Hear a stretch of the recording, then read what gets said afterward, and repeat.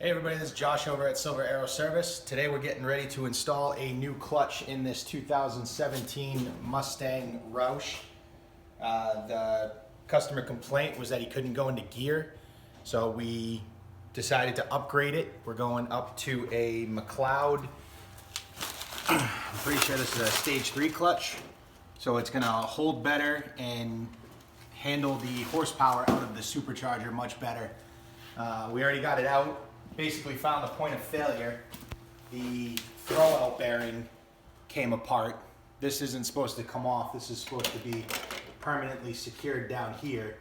And as you can see, it came apart. So we already got the transmission out. We're getting ready to take the old clutch off.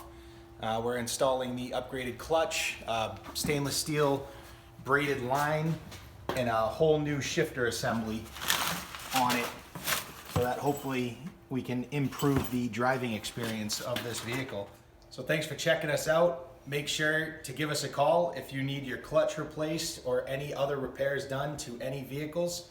You can look us up online at silverarrowservice.com. Follow us on Facebook and Instagram at Silver Arrow Service, and definitely feel free to give us a call, 603-566-2075. Thanks guys.